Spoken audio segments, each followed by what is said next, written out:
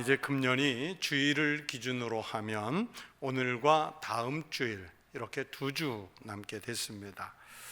금년 시작하면서 제가 목회 표어로 하나님의 말씀으로 활력을 얻는 교회라고 정하면서 여러분, 금년 한 해 우리가 다른 능력에 기대는 것이 아니라 하나님의 말씀으로 우리 신앙의 기준을 삼고 하나님의 말씀으로 우리가 능력을 얻어서 삶이 활력을 얻고 교회가 활력을 얻자, 이렇게 시작하며 말씀을 드렸습니다.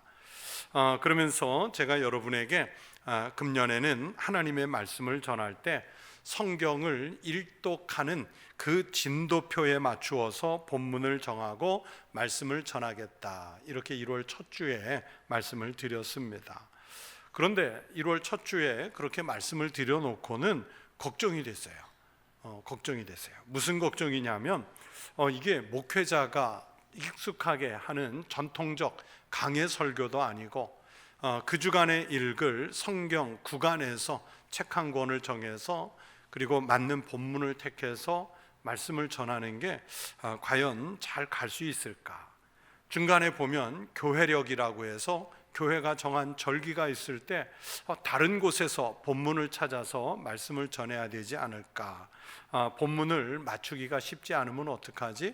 정말 맞추기 어려우면 한 번씩 빠져나갔다가 오지 뭐, 이런 생각, 온갖 생각을 하면서 진행을 했습니다.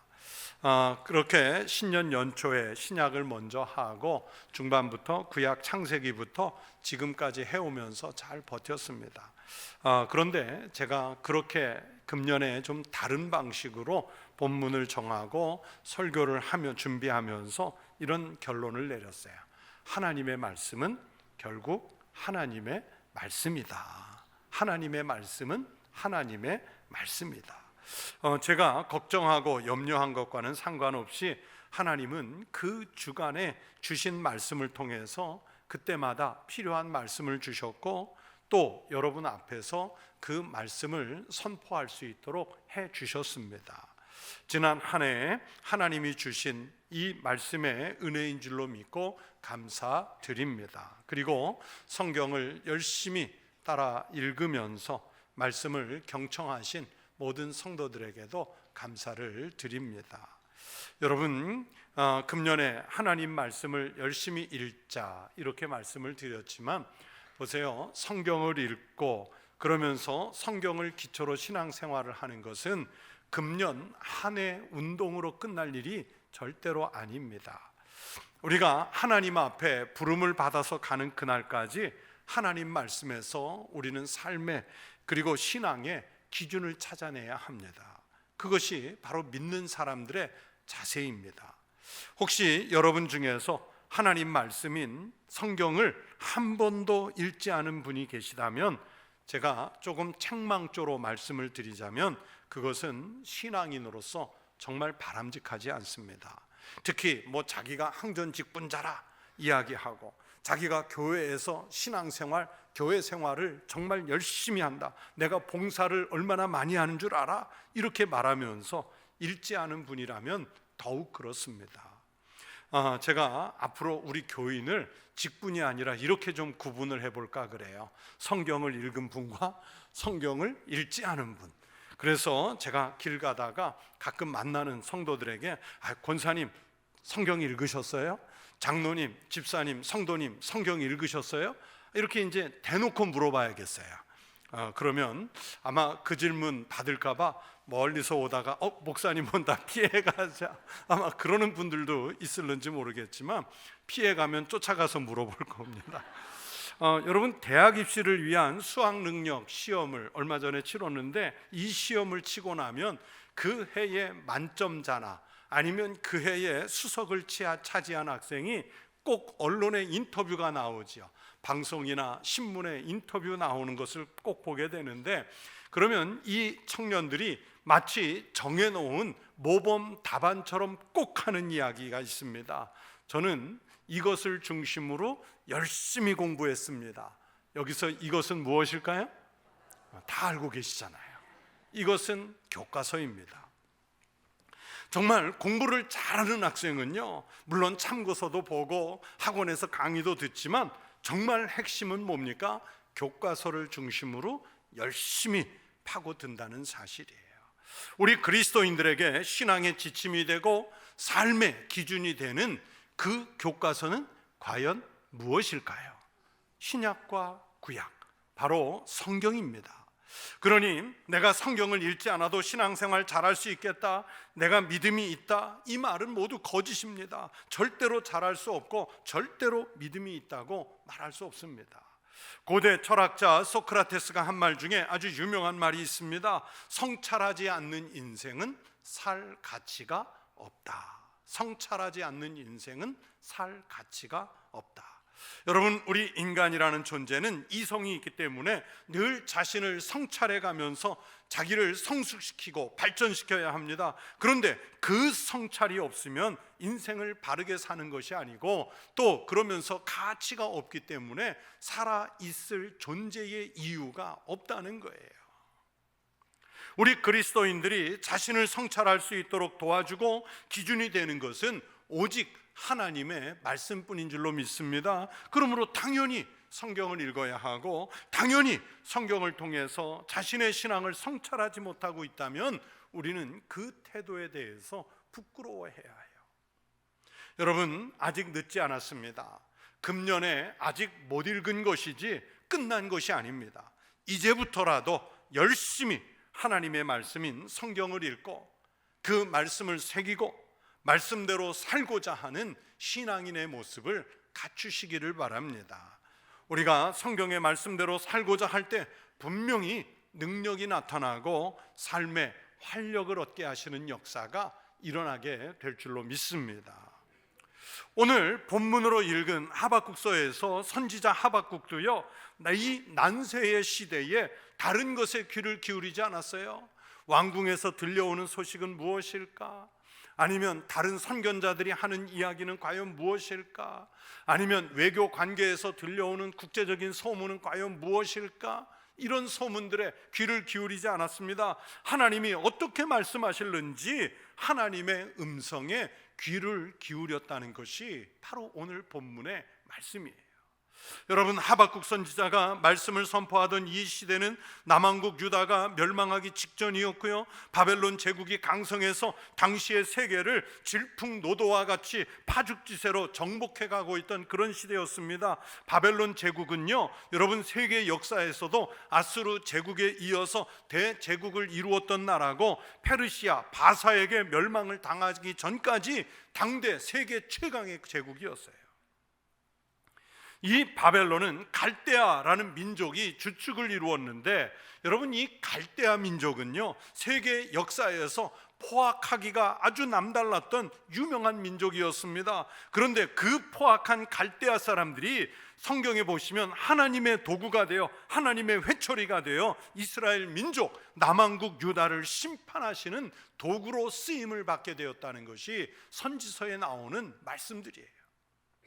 하박국 1장 6절에 바로 그 내용의 말씀이 있습니다. 보라, 내가 사납고 성급한 백성 곧 땅이 넓은 곳으로 다니며 자기의 소유가 아닌 거처들을 점령하는 갈대아 사람들을 일으켰나니. 이 갈대아 사람을 누가 일으켰냐? 하나님이 일으키신 거예요. 하나님이 사용하시는 거예요.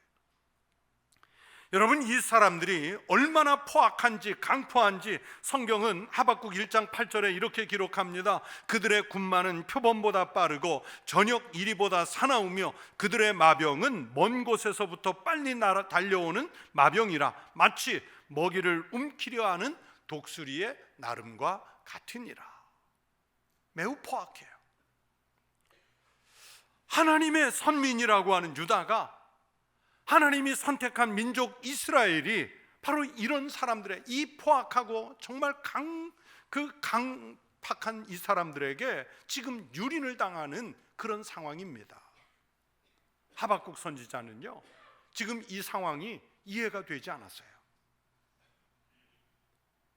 그래서 하나님에게 자기가 이해가 되지 않으니까 질문을 해요. 뭐라고 질문하느냐?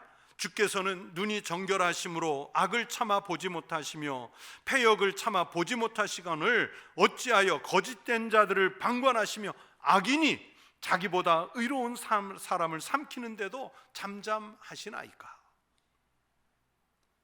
이렇게 질문을 던져놓고 오늘 본문 1절에서 하나님이 뭐라고 대답하시는지, 내게 무엇이라 말씀하실는지 기다리고 바라보며 나의 질문에 대하여 어떻게 대답하실는지 보리라. 기다려보겠다는 거예요. 하나님의 그 생각을 기다려보겠다는 거예요.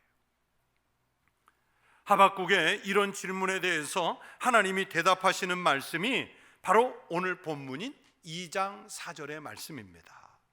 역사 속에서 모든 하나님의 백성들, 기독교인들이 어떤 태도로 살아야 하는지를 정의해 준 말씀입니다. 보라, 그의 마음은 교만하며 그 속에서 정직하지 못하나 의인은 그의 믿음으로 말미암아 살리라. 의인은 이렇게 믿음으로 말미암아 사는 사람이고요, 믿음으로 말미암아 사는 사람이 하나님으로부터 의인이라 인정을 받을 수 있다는 것을 이곳이 말씀해 주시고 있습니다.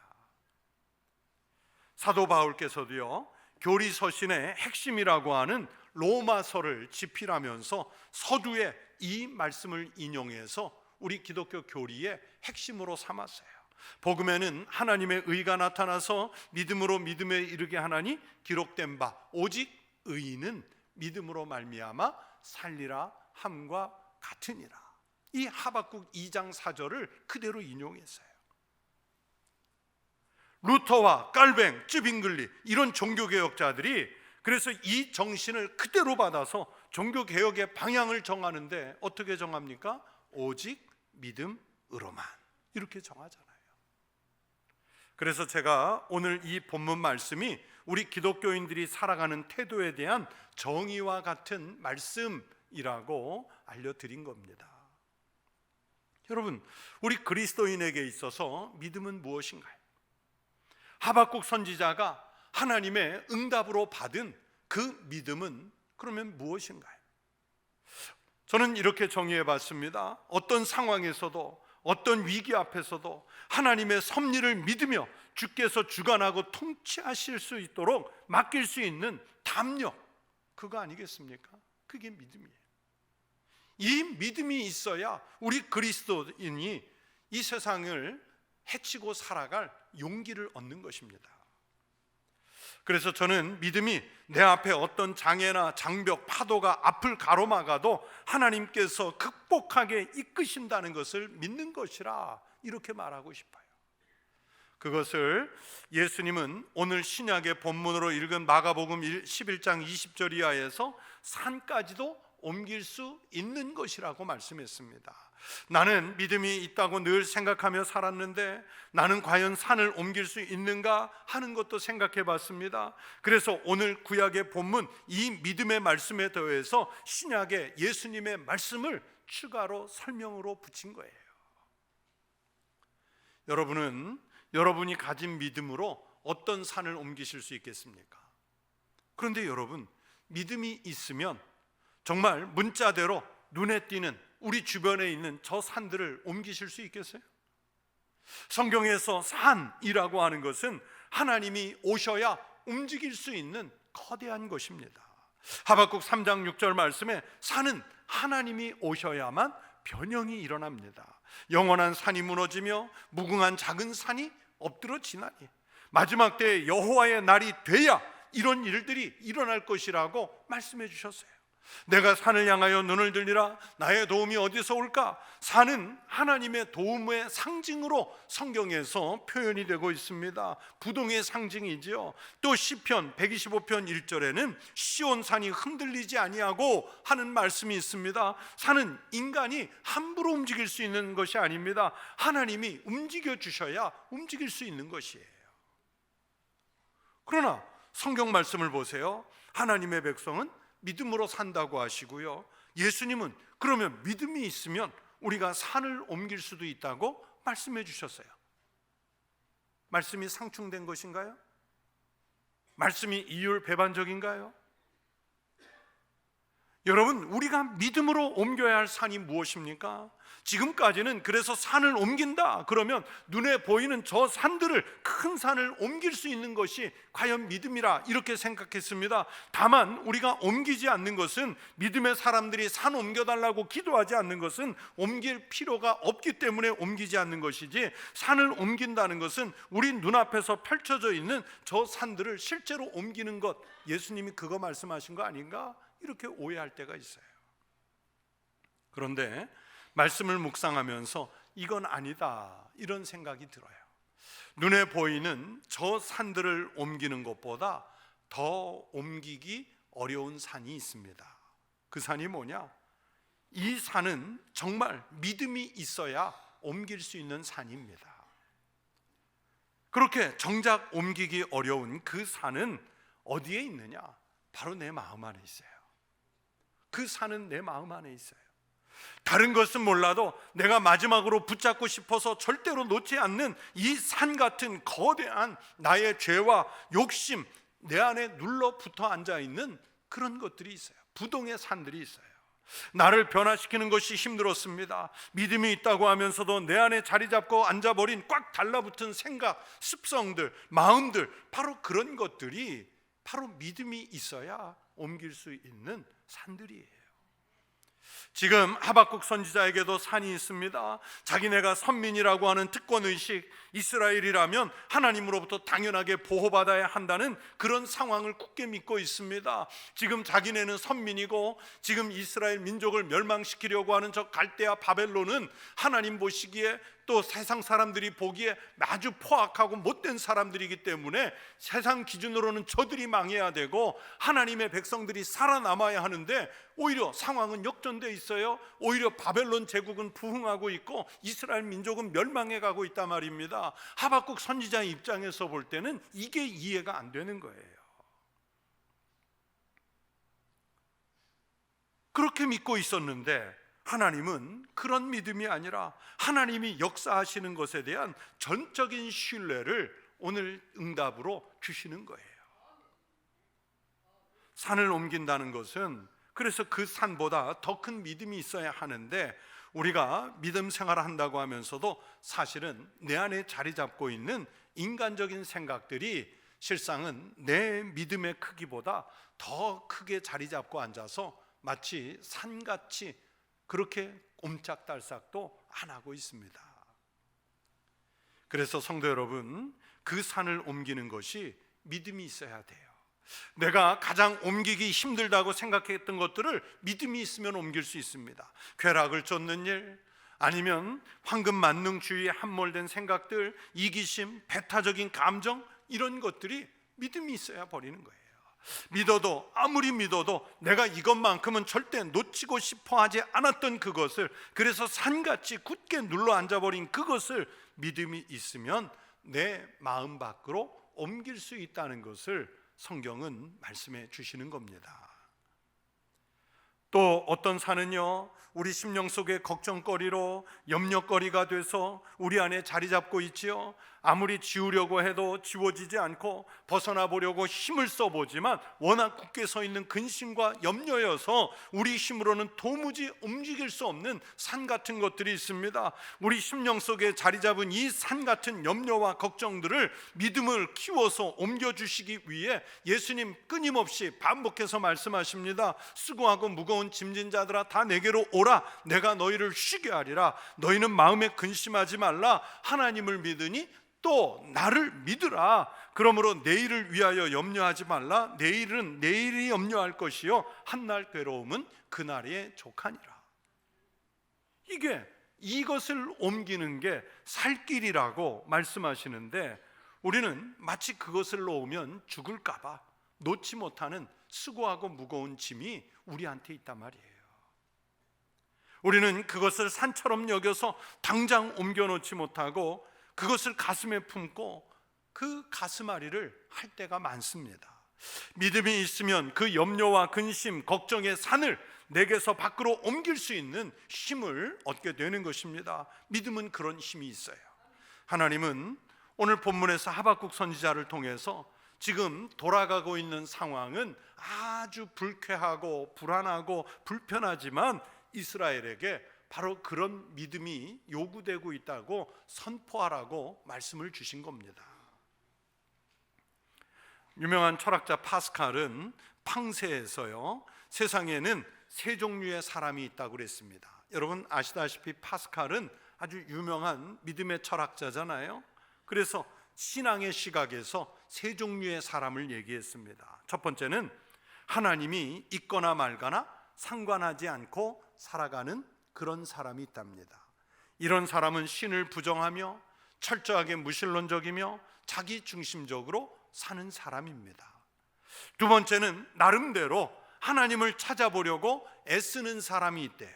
하나님이 계신 것이 만약에 확실하면 믿겠다 하는 생각은 있지만, 그래서 자기도 힘을 내서 신을 찾아보려고 하지만 아직은 여전히 믿음이 없는 사람.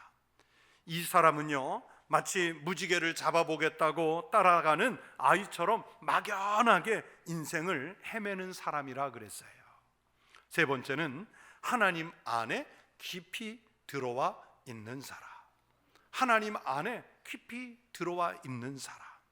내가 먼저 하나님을 찾은 줄 알고 있었는데 내가 신앙을 확립하고 보니까 내가 하나님을 먼저 찾은 것이 아니라 하나님이 먼저 나를 찾으셨다, 이것을 고백하는 사람이라는 겁니다.